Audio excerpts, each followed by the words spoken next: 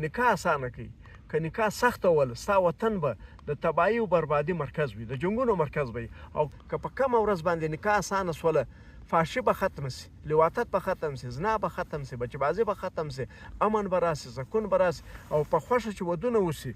د هلک او د نجلۍ په خوښه چې ودونه وسي هغه به دعاوې کوي او چې زر ودونه وسي شیطاني سوچ به ختم سي شیطانت به ختم سي وحشت به ختم سي بربریت به ختم سي ظلم به ختم سي جمال ترک نن په ولور خبره راته وکړه محبوب جانه په ولور خبره وکم هو بالکل ولور د پښتني ټولنې ناسور دی هغه څنګه زنا ته لار هواروي کله چې نکاح ګرانه سي بیا زنا اسانه کیږي که نکاح په 10 لکه وله زنا په 1500 روپۍ کیږي او که چیرې نکاح اسانه سوله نکاح ارزانه سوله بیا به زنا ګرانه زنا به نه کیږي زنا به ختم سي ولور د ټول پښتانه کام مجرم دی ولور یو دهشتګردانه عمل دی ولور رشوت دی دا مور پلار خطا باسي ولور د پښتانه کام ارمانونو تر پښو لاندې کړي دي پښتانه کام ځوانان ټول مسافر کړي دي د پښتانه کام پیغلې سي دي د دوه ارمانونه یې وژلي دي دوی ځیګرخونې کړي دي ولور چې دا د لالچ او د هیلې یوه غوټه ده دا چې کله پلار ته کېده ورور ته کېده هغه خور خرڅوي په سپین ږیري هم خرڅوي سپین ږیري ته هم ورکوي په 4 بنه یې هم ورکوي په 3 بنه یې هم ورکوي 90 کلن سړي ته هم ورکوي ړانده ته هم ورکوي کاڼه ته هم ورکوي معذوره ته هم ورکوي نو ولور چې دا ولور فساد دی ولور فتنه دی چې تر څو پورې له پښتانه کامه ولور نه ختم سوی فحاشي به عام وي زنا به عام وي لواطت به وي بچهبازي به زیات وي نو که څوک په دې پښتني ټولنه کې امن راولي سکون راولي د پښتنو خویندو د پښتنو لونو د دوی په خوله خندا راولي نو به هغه ولور ختموي ولور په موږ کې مینه وځلې ده د دوو انسانانو د دوو مینهوالو د هلک او د نجلۍ د میړه او د مینې د پلار او د لور د ورور او د خور دا مینې وځلې دي کور کلی خاندان او سری خونه دا په مینه آباد ده دا په مینه آبادیږي ولور دا مینه وځلې ده ور له پلاره غدار جوړ کړی دی ویلن یې جوړ کړی دی وحشي یې جوړ کړی دی هغه د لور وغوښو ته اړولي دي چې لور مې پیغله سي بیا خرڅه کړم ولور له وروره دلال جوړ کړی دی چې خور مې پیغله سي بیا خرڅه کړم په بنو بیا ورکړم په 40 لکه بیا ورکړم یعنی ولور ټولې مینې وژلې دي دلته چې په پښتنو کې څونه ودونه سوي دي 98% ودونه 99% ودونه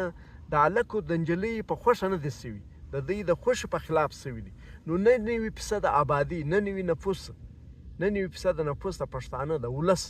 د دوی ودونه چې په خوښه نه سوي نو دا خو په زور سره تړلي دي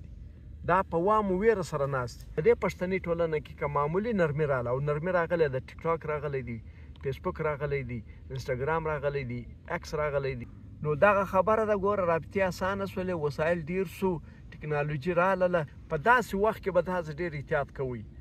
پلار به پلار جوړیږي ورور به ورور جوړیږي ورورګلوي به پالي له خور سره او میړه به میړه جوړیږي ودونه به په خپله خوښه کوي ځوان پیغله به په خپله خوښه واده کوي د دوی څه به پوښتنه کوي ولور به ختموي نکاح به اسانه کوي که بیا ولور اخی حق مهر دی 10 درهمه ده له 10 درهمه شروع کیږي ته دا وایې شرعي کار دی باید روان سي شریعت کم حکم کړی دی شرع کمه خبر کوي شرع وایي چې هلک ځوان سو نجلۍ پیغله سوه زر یې واده ور وکړي د دوی په خوښه یې وکړي او یوه خبره اخري خبره کوم چې کله یو هلک ځوان سي بالغ سي او نجلۍ پیغله سي بلوغت ته ورسېږي دا سم دستي څنګه بالغ سي سم دستي د شیطان بڼه واخلي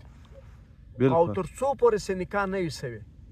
نکاح یې نه وي تړلی تر هغه پورې د شیطان کردار ادا کوي 40 ساعته د زنا سوچ وي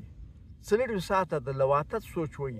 40 ساعته د ګناهونو سوچونه وي چې پریوزم په ګناه کې پریوز راپورته کېږم په ګناه کې راپورته کېږي او ټول ژوند دا ویښ ژوند یم ټوله په ګناه وي سوچونه یې د شیطان وي تګلاره یې د شیطان وي او چې کله حلاله نکاح وتړې دی بیرته انسانان سي و انسانیت ته داخل سي په انسان کې کله نر بالغ سي هلک بالغ سي دا خو وچ کلک وحشي سي شیطان سي ظالم سي جابر سي دا لواطت ته مخه کوي لواطت کوي دا ماشومانو باندې نظر ساتي اکثره د ده نشه چې هغه ماشومان وي 10 کلن 12 کلن او اکثره وخت داسې واقع پیښ شوي دي چې دغه ماشومانو سره یار لواطت وکړي جنسي تری وکړي بیا یې ووژني داسې په زرهاوو کیسونه راغلي دي نر ډېر ظالم دی ښځه بیا هم چې دغه کنټرول ده ښځه ځان کنټرول ساتي یعنی ښځه له ماشومانو سره کار نه لري ښځه له حیوانانو سره کار نه لري انسان چې دی نر سي بالغ سي حیوانان هم نه پرېږدي نو زه دا یوه خبره کوم تی نکاح اسانه کوي علما کرامو ته وایم مشرانو ته وایم سپین ږیرو ته وایم کام ته وایم د کام هر سړي ته وایم پلار ته وایم ورور ته وایم چې نکاح اسانه کوي ولور ختم کوي ولور ختم کوي چې ولور ختم سو فساد ختم سو فتنه ختمه سوه او د پښتانه وطن د پښتانه خاوره به د امن کور سي د سولې کور به سي د ورورګلوي په ژوندی سي پلارګلوي په ژوندی سي ټولې خوني رشتې د وینې تړونونه دا به ټول ژوندي سي او هر انسان به مینه به مسیحا پکې پیدا سي هر انسان به مسیحا سي مهرباني